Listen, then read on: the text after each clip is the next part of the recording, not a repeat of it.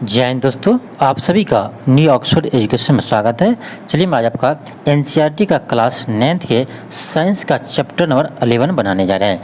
आज हम chapter number 11, 12 और 13 को सॉल्व करेंगे। यानी इससे पहले हम आपको साइंस का चैप्टर नंबर यानी जो आपका क्लास 9th का साइंस का चैप्टर नंबर 1 से लेकर 10 तक करवा चुके हैं। यदि आप यह वीडियो नहीं देखे हैं तो प्लेलिस्ट में जाकर जरूर देख लीजिएगा। आज चलिए हम चैप्टर नंबर 11 शुरू कर रहे हैं। चैप्टर का नेम आपका क्या है? कार्य और ऊर्जा है। चैप्टर का नाम क्या है? कार्य और ऊर्जा है। ठीक है, आपका क्वेश्चन फर्स्ट है कि कार्य का एसआई यूनिट क्या होता है, यानी एसआई मात्रक क्या होते हैं? ये होता है आपका जूल। आपका ऑप्शन नंबर सेकेंड हो जाएंगे, यानी 2 हो जाएंगे। नेक्स्ट होगा क्वेश्चन सेकेंड है। क्वेश्चन का है कि घर्षण बल के द्वारा किया गया कार्य होता है, तो ये होता है आपका निगेटिव। आपका ऑप्शन नंबर 2 हो जाएंगे। यानी आपका जो फ्रिक्शन फोर्स होते हैं इसके द्वारा आपका वर्क हमेशा क्या होता है? निगेटिव होते हैं। आपका ऑप्शन नंबर सेकेंड हो जाएंगे। नेक्स्ट आपका क्वेश्चन नंबर थर्ड है। क्वेश्चन है कि बल की दिशा अगर विस्थापन से लंबवत हो तो किया गया कार्य क्या होगा? देखिए, अगर मान लीजिए आपका बल इधर लग रहा है, ठीक, और विस्थापन आपका किधर हो रहा है? इधर हो रहा है। यानी विस्थापन और बल के बीच में एंगल कितना है? 90 डिग्री है। आप क्लास 10th में पढ़े होंगे कि वर्क यानी कार्य बराबर क्या होता है? तो ये होता है आपका एफ डॉट एस होते हैं, यानी डी एस होते हैं। एफ डॉट एस होते हैं। इसको हम लिखेंगे, क्या लिखेंगे? तो एफ एस कॉस थीटा हो जाएंगे, क्योंकि आपका ए डॉट बी क्या होता है? ए भी कॉस थीटा होते हैं। यानी आपका वर्क निकालेंगे क्या आएगा? F S cos theta. यहाँ थीटा कितना है? 90 है। तो एफ एस कॉस 90। आपको पता होगा कॉस 90 का मान कितना होता है? वो आपका 0 होता है। इसमें गुना करेंगे 0 से तो आपका क्या आ जाएगा? 0 आ जाएंगे। यानी याद रखिए, जब आपका विस्थापन यानी बल के क्या हो? लंबवत हो तो आपका वर्क क्या होता है? 0 होते हैं। आपका ऑप्शन नंबर सी हो जाएंगे, यानी 3 हो जाएंगे। नेक्स्ट आपका क्वेश्चन नंबर 4 है। क्वेश्चन है कि गुरुत्वाकर्षण बल द्वारा किया गया कार्य होता है, यह होता है आपका mgh। याद रखिए क्या होता है? mgh। आपका ऑप्शन नंबर 3 हो जाएंगे। नेक्स्ट आपका क्वेश्चन नंबर 5 है। क्वेश्चन आपका है कि ऊर्जा का एसआई मात्रक क्या होते हैं? तो अभी आपको बताएं, ऊर्जा का एसआई मात्रक क्या होता है? जूल होता है। क्या होता है आपका? जूल होते हैं। अब देखिए कहीं भी ऑप्शन में आपका जूल नहीं दिया है। जूल नहीं दिया है तो हम देखिए अब पता कर लेंगे क्या होगा। देखिए ऊर्जा, आप देखिए जिस रूप में आपको दिया है आपको पता होगा काइनेटिक एनर्जी, ये भी तो ऊर्जा ही है। काइनेटिक एनर्जी यानी गतिज ऊर्जा। इसका फॉर्मूला क्या होता है? 1/2 mv² होते हैं। अब देखिए मास का यूनिट क्या होता है? तो यह होता है आपका kg। और स्पीड क्या होता है? तो मीटर पर सेकेंड होते हैं। इसका स्क्वायर कीजिए तो क्या आएगा आपका? आ जाएगा kg मीटर स्क्वायर बटे सेकेंड स्क्वायर। देखिए आपका ऑप्शन नंबर 1 में है। तो ऐसा आपका जूल यदि नहीं दिया है तो आपको चेक करना पड़ेगा आखिर कि किस रूप में वो दिया है, उस तरह से आपको सोचना पड़ेगा। नेक्स्ट आपका क्वेश्चन नंबर 6 है। क्वेश्चन है कि गतिशील ऊर्जा का सूत्र होता है, यानी काइनेटिक एनर्जी का। किसका? काइनेटिक एनर्जी का सूत्र क्या होता है? तो ये होता है आपका 1/2 mv²। क्या होता है? 1/2 mv²। याद रखिएगा, काइनेटिक एनर्जी यानी गतिज ऊर्जा, इसका फॉर्मूला क्या होता है? 1/2 mv² होते हैं। इसे आप याद रखिएगा। नेक्स्ट आपका क्वेश्चन नंबर 7 है। क्वेश्चन है कि 10 kg द्रव्यमान की एक वस्तु 3 मीटर पर सेकंड की समान वेग से गतिशील है, तो वस्तु का गतिज ऊर्जा क्या होंगे? अभी आपको फॉर्मूला बताए हैं गतिज ऊर्जा क्या होता है? याद रखिए 1/2 mv² होते हैं। तो 1/2 कर देंगे। आपका मास दिया है, कितना दिया है? 10 kg दिया है। और आपका v कितना है? तो 3 है। तो 3 का स्क्वायर करना है, तो 3 का स्क्वायर करेंगे कितना आएगा? 9 आएगा। अब इसको 2 से काटिए, 2 पंचे 10, 9 पंचे 45, यानी 45 जूल आपका आंसर आ जाएंगे। ऑप्शन नंबर 3 हो जाएंगे। तो याद रखिए काइनेटिक एनर्जी यानी गतिज ऊर्जा का फॉर्मूला क्या होता है? 1/2 mv² होते हैं। इसे आप याद रखिएगा। नेक्स्ट आपका क्वेश्चन नंबर 8 है। क्वेश्चन आपका है कि ऊंचाई से संबंधित ऊर्जा को क्या कहते हैं? तो इसे हम कहते हैं स्थितिज ऊर्जा कहते हैं, यानी पोटेंशियल एनर्जी कहते हैं। आपका ऑप्शन नंबर 2 हो जाएंगे। नेक्स्ट आपका क्वेश्चन नंबर 9 है।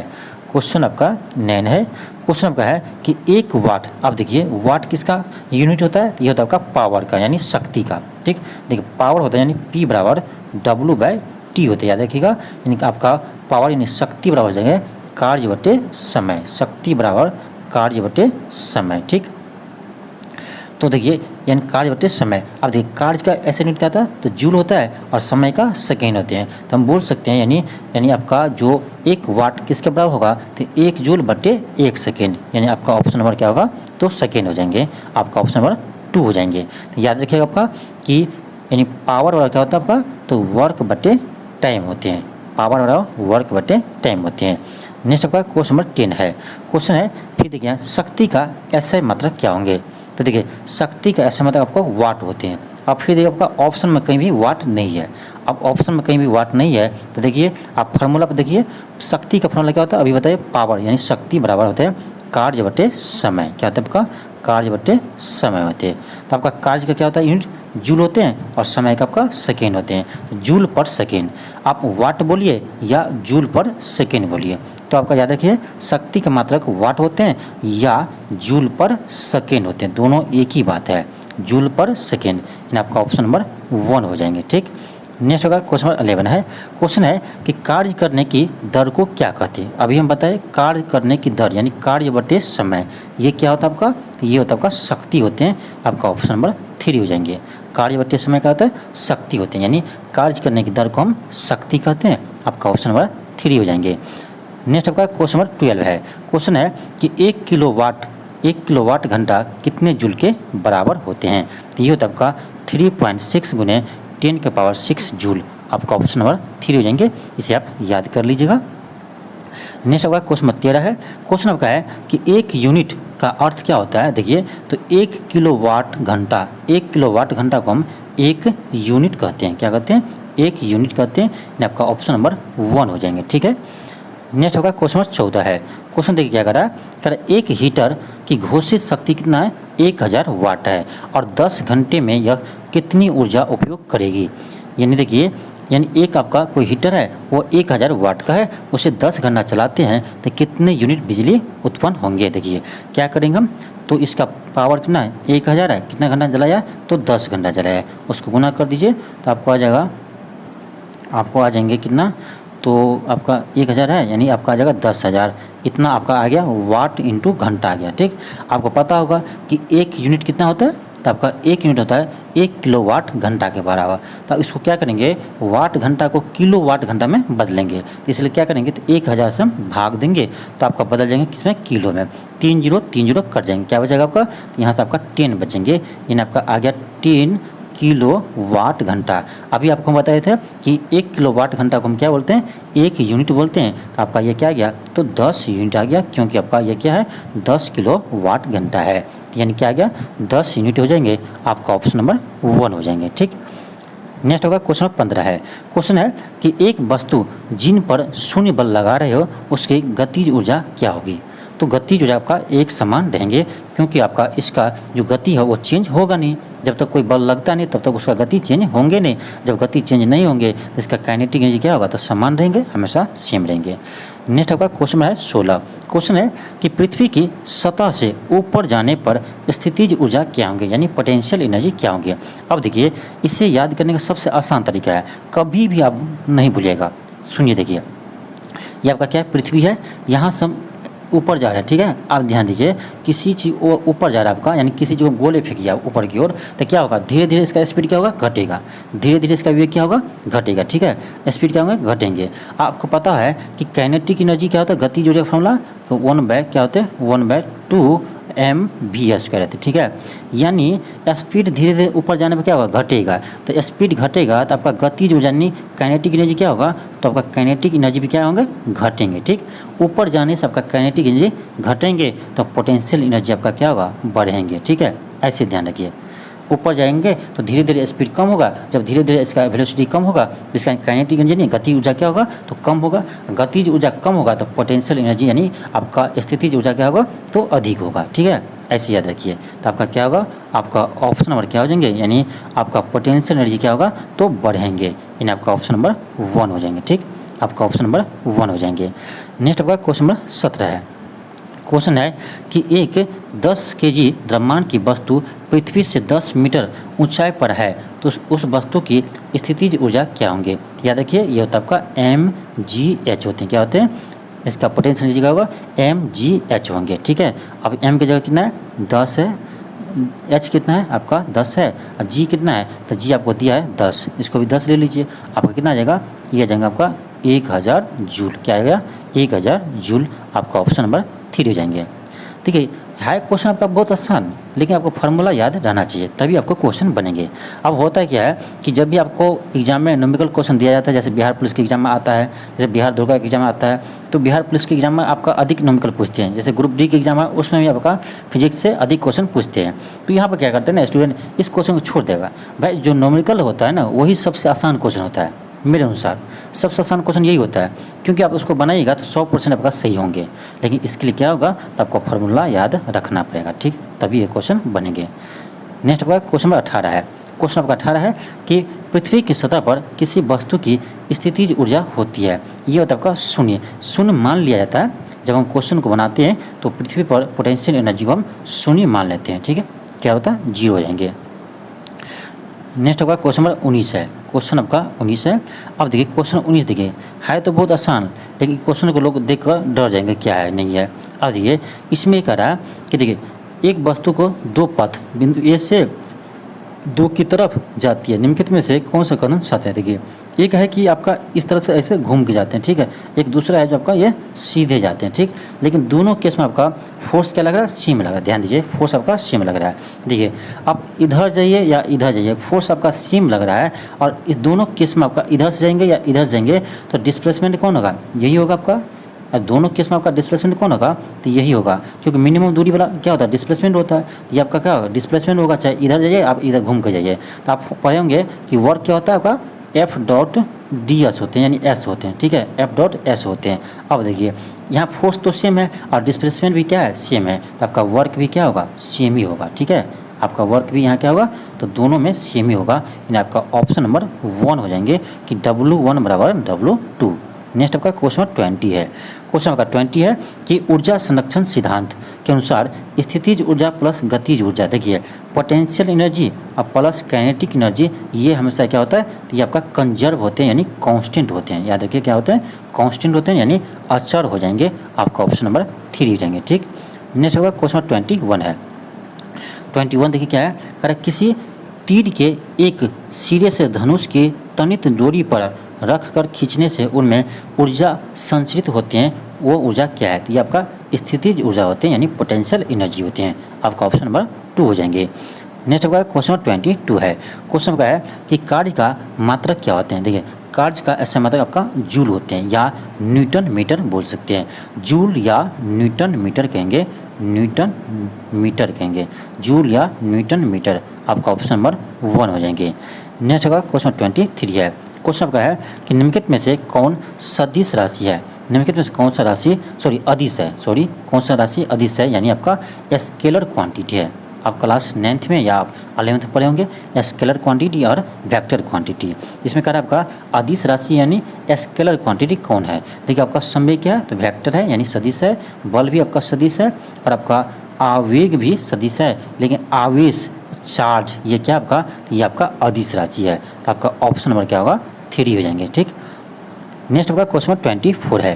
क्वेश्चन है कि समधार्य का SI मात्रक क्या होते हैं, यानी इसी को बोलते हैं, पावर को बोलते हैं समधार्य यानी शक्ति। आपका ऑप्शन नंबर 1 हो जाएंगे, वाट। जूल नहीं होगा, जूल पर सेकेंड, वाट या जूल पर सेकेंड, जूल नहीं होगा, वाट कहे या जूल पर सेकेंड कहेंगे, यहाँ थोड़ा मिस्टेक है।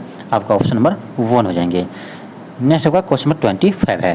क्वेश्चन आपका है कि किसी वस्तु के कार्य करने की क्षमता को क्या कहते हैं, उसे हम समधारी कहते हैं। आपका ऑप्शन नंबर 1 हो जाएंगे, या शक्ति कहते हैं, ठीक, शक्ति कहते हैं। आपका ऑप्शन नंबर 1 हो जाएंगे। नेक्स्ट आपका क्वेश्चन नंबर 26 है। क्वेश्चन आपका 26 है कि आपका हाफ mv² किसका मात्रक है। देखिए आपका फॉर्मूला किसका होता है, ये तो आपका गतिज ऊर्जा का फॉर्मूला होता है हाफ mv², यानी काइनेटिक एनर्जी। ये तो आपका हाफ mv², इसे आप याद रखिएगा। नेक्स्ट आपका क्वेश्चन नंबर 27 है। क्वेश्चन है घड़ी को चाबी देने से किस ऊर्जा का संग्रह करते हैं, किस ऊर्जा का संग्रह करते हैं, ये कहता है आपका स्थितिज ऊर्जा का। आपका ऑप्शन नंबर क्या होगा, 4 हो जाएंगे। आपका ऑप्शन नंबर 4 हो जाएंगे। नेक्स्ट आपका क्वेश्चन नंबर 28 है। आपका क्वेश्चन नंबर 28 है, क्वेश्चन 28 है। कर एक वस्तु पृथ्वी की ओर गिर रही है तो उसकी स्थितिज ऊर्जा में क्या परिवर्तन होगा। देखिए अभी आपको समझाए थे, देखिए ऊपर से कोई वस्तु क्या कर ड्रॉप कर रहे हैं, गिरा रहे हैं, तो शुरू में तो आपका इसका स्पीड जीरो होगा और धीरे धीरे धीरे इसका स्पीड क्या होगा, बढ़ेंगे। जैसे स्पीड बढ़ेगा यानी इसका वेलोसिटी बढ़ेंगे, इसका मतलब क्या है, काइनेटिक एनर्जी यानी गतिज ऊर्जा क्या होगा, गतिज ऊर्जा आपका क्या होगा, तो बढ़ेंगे। क्यों, स्पीड बढ़ रहा है, वेलोसिटी बढ़ेगा तो इसका गतिज ऊर्जा भी बढ़ेंगे। ठीक, अब देखिए गतिज ऊर्जा जब बढ़ेंगे तो पोटेंशियल एनर्जी क्या होंगे, घटेंगे। पोटेंशियल एनर्जी क्या होंगे, घटेंगे। तभी तो आपका टोटल एनर्जी कंजर्व रहेगा यानी कांस्टेंट रहेगा। तो याद रखिएगा पोटेंशियल एनर्जी आपको जब बढ़ेंगे तो काइनेटिक एनर्जी घटेंगे, काइनेटिक एनर्जी आपका बढ़ेंगे सॉरी घटेंगे तो पोटेंशियल एनर्जी बढ़ेंगे। तो देखिए ऊपर से जब नीचे में ड्रॉप करेंगे तो इसका गति क्या होगा, बढ़ेगा। इसका मतलब गति बढ़ेंगे तो काइनेटिक एनर्जी यानी आपका गतिज ऊर्जा क्या होगा, बढ़ेगा। जब गतिज ऊर्जा बढ़ेगा तो पोटेंशियल एनर्जी यानी स्थितिज ऊर्जा क्या होगा, तो घटेंगे। ऐसे याद रखिएगा। तो क्या होगा आपका ऑप्शन नंबर 2 हो जाएंगे। ठीक है, नेक्स्ट आपका क्वेश्चन नंबर 29 है। क्वेश्चन का है, कर अपने सिर पर ईंट रखकर एक मजदूर क्षैतिज सड़क पर एक स्थान से दूसरे स्थान पर जाने में क्या परिवर्तन होगा। अब देखिए कोई आपका ये व्यक्ति है, ये क्या क्या माथे पर ईंटा रखा है, ठीक, और जा रहा है किधर, आगे को जा रहा है, क्षैतिज मतलब सीधा इधर जा रहा है, क्षैतिज जा रहा है। अब कितना भी क्षैतिज चला जाएगा यानी इसका डिस्प्लेसमेंट किधर होगा, इधर होगा। और लेकिन माथे पर जो ईंटा है इस पर वेट किधर लग रहा है, आपका फोर्स किधर लग रहा है, नीचे लग रहा है mg। ठीक है, अब देखिए फोर्स लग रहा है आपका mg नीचे की ओर और डिस्प्लेसमेंट हो रहा है आपका आगे की ओर। अभी आपको बताए थे कि दोनों में आपका यानी फोर्स और डिस्प्लेसमेंट के बीच को 90 है तो आपका वर्क क्या हो जाएगा, 0 हो जाएगा, क्योंकि आपका cos 90 का मान 0 होता है। तो आपका ऑप्शन नंबर 4 हो जाएंगे, कोई कार्य नहीं करता है। क्या होगा, कोई कार्य नहीं करता है। आपका ऑप्शन नंबर 4 हो जाएंगे। नेक्स्ट होगा क्वेश्चन नंबर 30 है। क्वेश्चन है कि यदि कोई पिंड पृथ्वी से ऊपर की ओर फेंका जाए और ऊपर की ओर जाते हुए उसकी संपूर्ण ऊर्जा क्या परिवर्तन होगा। देखिए आपको बताए हैं कि संपूर्ण ऊर्जा यानी टोटल एनर्जी हमेशा क्या होता है, तो कंजर्व रहते हैं यानी कांस्टेंट रहते हैं। टोटल एनर्जी आपका कभी भी चेंज नहीं होगा, यानी आपका क्या होगा, तो आपका ऑप्शन नंबर 3 हो जाएंगे, नियत रहती है। क्या रहेंगे, नियत रहेंगे, नहीं कांस्टेंट रहेंगे। ठीक है, नेक्स्ट होगा क्वेश्चन 31 है। क्वेश्चन का 31 है कि समधर्य किस प्रकार की भौतिक राशि है, यानी आपका पावर क्या है, तो आपका ये अदिश राशि है। क्या होंगे, आपका ऑप्शन नंबर 2 हो जाएंगे, अदिश राशि यानी स्केलर क्वांटिटी है। नेक्स्ट होगा क्वेश्चन 32 है। क्वेश्चन है कि जूल के स्थान पर किस मात्रक का प्रयोग कर सकते हैं। देखिए जूल किसका यूनिट होता है, तो ये होता है आपका वर्क का। किसका होता है आपका, तो वर्क यानी कार्य का क्या होता है, तो जूल होता है। अब देखिए वर्क यानी W बराबर क्या होता है आपका F.S होते हैं, यानी आपका फोर्स का होता है न्यूटन और डिस्प्लेसमेंट का होता है मीटर। यानी हम जूल बोल सकते हैं या न्यूटन मीटर बोल सकते हैं। जूल बोलिए या न्यूटन मीटर बोलिए, दोनों आपका सेम मात्रक होगा। आपका ऑप्शन में क्या होगा, तो 2 हो जाएंगे, न्यूटन मीटर। ठीक, नेक्स्ट होगा क्वेश्चन 33 है। क्वेश्चन का है कि 2 किलोग्राम द्रव्यमान के एक पिंड कुछ बल लगाकर ऊपर की ओर ऊर्ध्वाधर फेंका जाता है और 5 मीटर की ऊंचाई जाकर पृथ्वी पर वापस आ जाता है। तो इस संपूर्ण प्रक्रिया में पिंड पर किया गया संपूर्ण कार्य कितना होगा। देखिए तो ऊपर जाएगा तो एक बार आपका mgh वर्क करेंगे, ठीक, फिर नीचे आएंगे तो इतना ही वर्क करना पड़ेगा mgh। आपका हो जाएगा कितना, 2mgh हो जाएंगे। अब कर लीजिए, 2m कितना है, 2 है, आपका g कितना है, तो आपका g का 10 है, h कितना आपका, h आपका 5 है। क्या आ जाएगा, 2 दूनी 4, 5 चौक 20, आपका आ जाएगा 200 जूल। क्या आ जाएगा, 200 जूल आ जाएंगे। चलिए ऑप्शन देखते हैं, 200 जूल आ जाएंगे। यानी आपका ऑप्शन नंबर क्या होगा, तो ऑप्शन नंबर आपका 2 हो जाएंगे। क्या होगा, 200 जूल, आपका ऑप्शन नंबर 2 हो जाएंगे। ठीक, नेक्स्ट आपका क्वेश्चन 34 है। क्वेश्चन का 34 है कि एक मशीन 200 जूल कार्य को 8 सेकंड में करती है, तो मशीन के समधर्य यानी इसका क्षमता क्या होंगे, यानी पावर क्या होंगे। तो आपको हम बताए हैं कि आपका पावर बराबर क्या होता है, आपका पावर 1 सेकंड यानी शक्ति बराबर क्या होता है आपका, हो जाएगा आपका कार्य बटे समय। क्या होते हैं, कार्य बटे समय। ठीक, आपका देखिए यहाँ कार्य दिया है कितना दिया, तो 200 जूल दिया है, समय दिया आपका 8 सेकंड, भाग दे दीजिए तो आपका आ जाएगा 25 8 200, यानी आपका क्या होगा, तो 25 जूल आपका क्या आ जाएंगे, 25 सॉरी जूल थोड़ी ना होगा आपका, 25 वाट होंगे, सॉरी क्या होगा 25 वाट होंगे ना, पावर है ना, तब पावर की यूनिट क्या होता है वाट होता है, तो आपका 25 वाट हो जाएंगे, यानी आपका ऑप्शन नंबर 1 हो जाएंगे। ठीक है, आपका ऑप्शन नंबर 1 हो जाएंगे, क्योंकि आपका पावर का यूनिट क्या होता है तो वाट होते हैं, इसलिए आपका ऑप्शन 1 हो जाएंगे। नेक्स्ट आपका क्वेश्चन नंबर 35 है। क्वेश्चन आपका है कि जब किसी वस्तु का वेग दुगुना कर दिया जाए तो उसका परिणामी क्या होगा। देखिए, जब वेग को हम दुगुना करेंगे तो इसका काइनेटिक एनर्जी क्या होगा 4 गुना हो जाएगा। देखिए ना, हाफ एम बी स्क्वायर, अब 2 का स्क्वायर है 2v का स्क्वायर है, तो आपका क्या आएगा, यहाँ आएगा 4, यहाँ आएगा 1/2 एम वी स्क्वायर, यानी 4 गुना हो गया। जब हम स्पीड यानी वेलोसिटी को दुगुना करेंगे तो उसका काइनेटिक एनर्जी क्या होगा 4 गुना हो जाएगा। अब देख लीजिए ऑप्शन आपका 3 हो जाएंगे कि उसकी गतिज ऊर्जा 4 गुनी हो जाती है। नेक्स्ट आपका क्वेश्चन आपका 36 है। क्वेश्चन है कि किसी पिंड का द्रव्यमान आधा, देखिए मास क्या करा आधा, ठीक, द्रव्यमान आधा और उसकी वेग दुगुनी कर दिया जाए, यानी वेग को 2 भी कर दिया जाए तो गतिज ऊर्जा क्या होंगे। आप फॉर्मूला लगाइए 1/2 एम वी स्क्वायर, ये पहले की काइनेटिक एनर्जी सेम रहेगा। तब अब दूसरा क्या करा आपका कि मास को क्या कर दे आधा कर दे, 1/2 m/2 हो जाएगा एम वी स्क्वायर, 2v का डायरेक्ट कर दे 2v का स्क्वायर, तो क्या आएगा आपका 1/2, एक सेकेंड 1/2 आपका क्या है m/2 और 2v का स्क्वायर हो जाएगा आपका 4v का स्क्वायर। क्यों 4v स्क्वायर, दो का स्क्वायर करेंगे तो क्या आएगा 4 ही आएगा। आप यहाँ से देख लीजिए क्या आएगा आपका 1/2 कट जाएगा 1/2 इंटू 2m वी स्क्वायर। अब 2 बाहर कीजिए, अब देख लीजिए आपका क्या है तो 2 गुना है, 2 गुने 1/2 एम वी स्क्वायर है, यही तो आपका काइनेटिक एनर्जी फॉर्मूला होता है। तो क्या हो गया आपका 2 गुना हो गया काइनेटिक एनर्जी, कितना हो गया 2 गुना हो गया। आपका ऑप्शन नंबर क्या होगा तो 3 हो जाएंगे। ठीक, नेक्स्ट होगा क्वेश्चन है 37 है। क्वेश्चन का है कि 1 किलोवाट बराबर होता है, 1 किलोवाट बराबर होते हैं, ये होता है आपका 1 किलोवाट किसके बराबर होते हैं, ये होता है आपका 1 यूनिट के बराबर होते हैं, 1 यूनिट के बराबर होते हैं। आपका ऑप्शन नंबर 4 हो जाएंगे, इनमें से कोई नहीं। नेक्स्ट होगा क्वेश्चन 38 है। क्वेश्चन का है कि एक पिंड का वेग उसके प्रारंभिक वेग का तिगुना करने पर उसके गतिज ऊर्जा क्या होंगे। देखिए कह रहा है वेग को तिगुना करेंगे, देखिए हाफ एम वी स्क्वायर है, अब भी की जगह क्या करेंगे तिगुना है करेंगे, स्क्वायर है तो तिगुना करेंगे 3v का स्क्वायर होगा तो क्या होगा 3 3 9 हो जाएगा, यानी आपका 9 गुना हो जाएंगे। ठीक है, भी को हम तिगुना करेंगे तो काइनेटिक एनर्जी आपका 9 गुना हो जाएंगे। देखिए कैसे काइनेटिक एनर्जी फॉर्मूला क्या था 1/2 एम वी स्क्वायर। ठीक है, ये पहले काइनेटिक एनर्जी था। ठीक, अब क्या किया स्पीड को क्या किया, अब इसका क्या किया वेलोसिटी को बढ़ा दिया 3 गुना कर दिया तो 3v का स्क्वायर हो जाएंगे। यहाँ से आप कीजिए क्या आएगा 1/2 एम, यहाँ आएगा 9v स्क्वायर। अब दोनों को डिवाइड कीजिए तो आप देख लीजिए क्या आएगा आपका, इसके डैश मानिए तो आपका आ जाएगा क्या, एक सेकेंड, काइनेटिक बट्टे के डैश आपका आ जाएगा क्या 1/3 3 9 आ जाएगा, कोना कोनी गुना कीजिए तो यहाँ से आपका नया काइनेटिक एनर्जी आ जाएगा, यानी 9 गुने पुराना काइनेटिक एनर्जी, यानी आपका 9 गुना हो जाएगा। आपका ऑप्शन में क्या होगा तो 4 हो जाएंगे। ठीक है, ये था आपका चैप्टर नंबर 11 था। अब आपका है चैप्टर नंबर 12 है, यहाँ से स्टार्ट आपका चैप्टर नंबर 12 है स्टार्ट।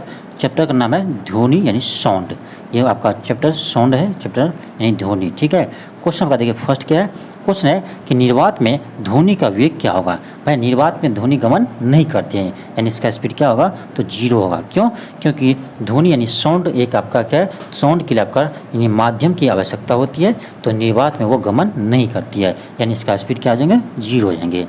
सेकेंड आपका है क्वेश्चन है एकांक समय में होने वाले दोलने की संख्या कुल संख्या क्या कहती है, उसे हम कहते हैं आवृत्ति। क्या कहलाती है, आवृत्ति कहलाती है यानी फ्रीक्वेंसी। नेक्स्ट आपका क्वेश्चन थर्ड है, क्वेश्चन आपका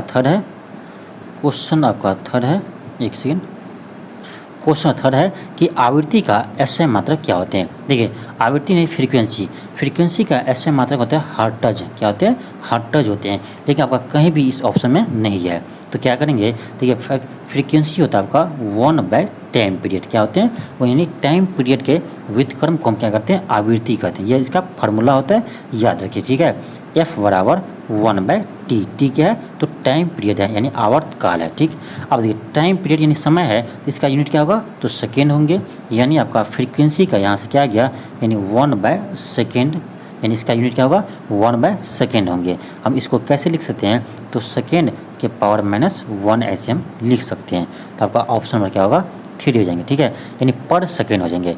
आवृत्ति का ऐसा यूनिट क्या होगा, पर सेकेंड हो जाएंगे या हर्ट्ज टच, दोनों में से कोई भी बोल सकते हैं। नेक्स्ट का क्वेश्चन 4 है, नेक्स्ट का क्वेश्चन 4 है, क्वेश्चन है कि मानव में ध्वनि की श्रव्यता का औसत प्रयास है। देखिए मानव इन श्रव्य तरंग को यह सुनते हैं, यानी इसका होता है आपका 20 हर्ट्ज से 20,000 हर्ट्ज तक, 20 से 20,000 हर्ट्ज की फ्रीक्वेंसी को मानव सुन सकते हैं।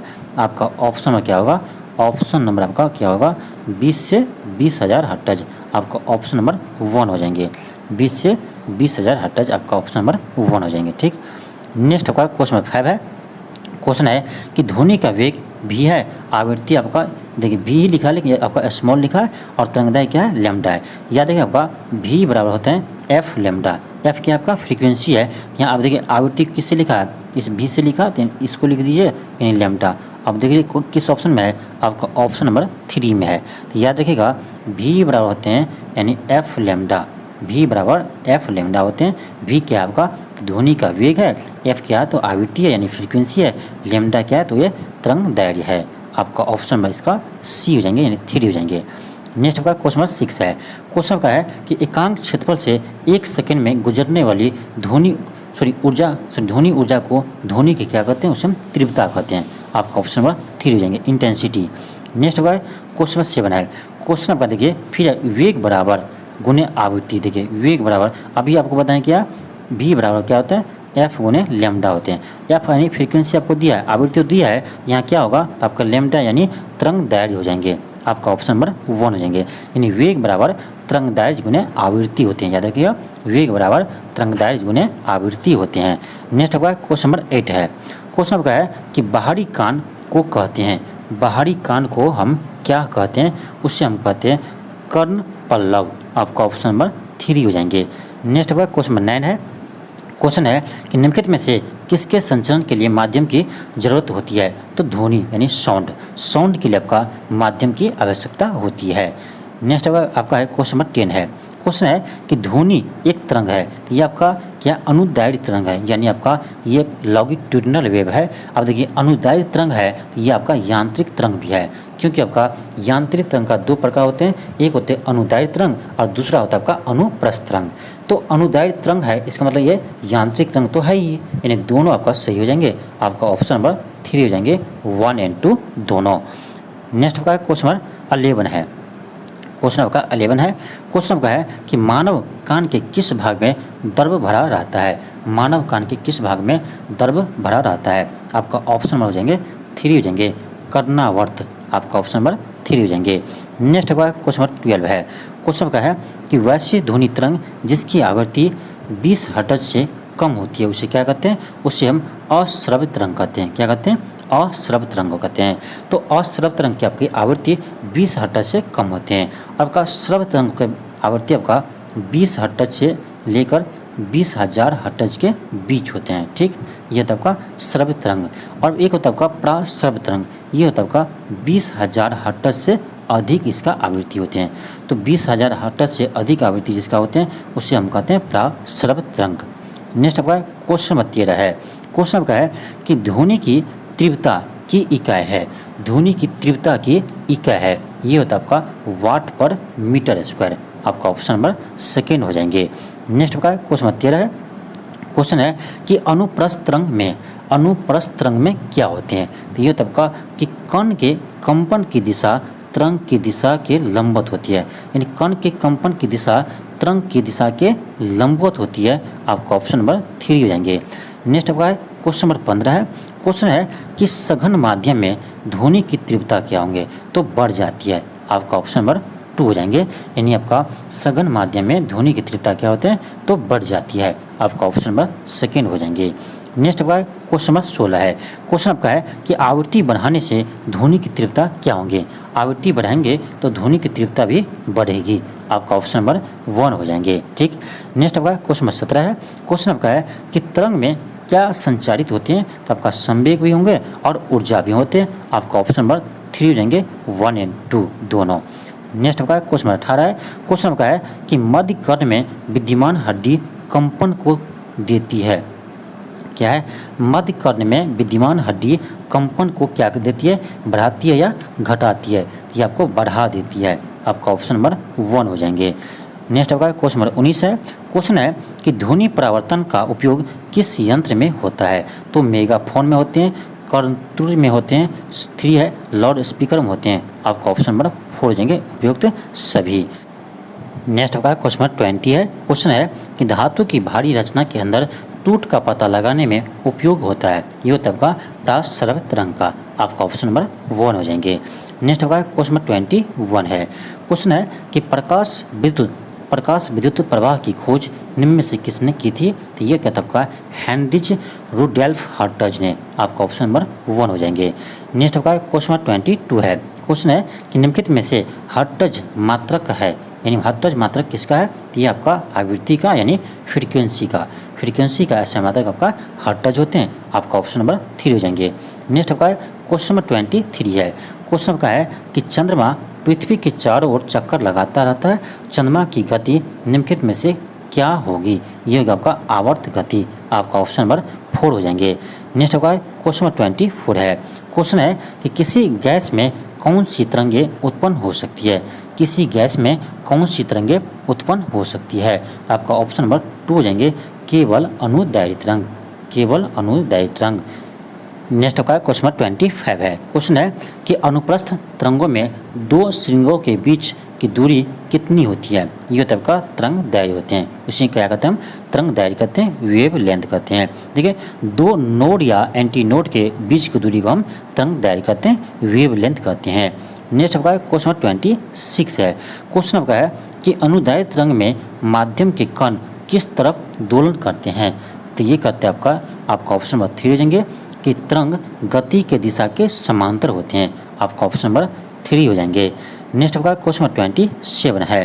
क्वेश्चन आपका 27 है कि अनुप्रस्थ तरंगों में माध्यम के कण किस तरफ दोलन करते हैं, अनुप्रस्थ में यानी माध्यम के कण किस तरफ दोलन करते हैं, तो आपका ऑप्शन नंबर 1 हो जाएंगे तरंग गति दिशा के लंबवत। नेक्स्ट आपका क्वेश्चन नंबर 28 है। क्वेश्चन आपका है कि पानी में पत्थर डालने पर पानी की सतह पर उत्पन्न होने वाली तरंग कौन सी होती है, तो ये होती है आपका, याद रखिएगा, ये होता है आपका केवल अनुप्रस्थ तरंग। आपका ऑप्शन नंबर 2 हो जाएंगे, यानी ट्रांसवर्स वेव। नेक्स्ट आपका क्वेश्चन नंबर 23 है। क्वेश्चन है कि वायु में ध्वनि तरंगों की प्रकृति कैसी होती है, ये होता है आपका अनुदैर्घ्य तरंग। आपका ऑप्शन नंबर 2 हो जाएंगे केवल अनुदैर्घ्य तरंग यानी लॉन्गिट्यूडिनल वेव। नेक्स्ट आपका क्वेश्चन नंबर 30 है। क्वेश्चन आपका है कि ध्वनि की चाल सर्वाधिक किस माध्यम में होती है, तो आपको पता होना चाहिए ये होता है आपका सबसे अधिक ठोस में, यानी ध्वनि की चाल सबसे अधिक आपका ठोस में होते हैं, इसके बाद आपका द्रव में होते हैं और सबसे कम आपका गैस में होते हैं। आपका ऑप्शन नंबर इसका क्या होगा, 1 हो जाएंगे। तो ये आपका चैप्टर नंबर 12 यहाँ से समाप्त होता है। आगे आपका चैप्टर नंबर 13 शुरू है, यानी 13 यहाँ से चैप्टर शुरू है। चैप्टर का नाम है हम बीमार क्यों होते हैं, यानी हम बीमार क्यों होते हैं। चलिए इसमें क्वेश्चन बनाते हैं। आपका क्वेश्चन का फर्स्ट है कि वायरस से होने वाले रोग निम्नलिखित में से नहीं है, इनमें से कौन सा रोग है जो आपका वायरस से नहीं होता है। देखिए डेंगू आपका वायरस से होता है, इन्फ्लुएंजा वायरस से होते हैं, एड्स भी आपका वायरस से होते हैं, लेकिन हैजा जो है ये आपका बैक्टीरिया से फैलते हैं। आपका ऑप्शन नंबर 4 हो जाएंगे। नेक्स्ट आपका क्वेश्चन नंबर सेकेंड है।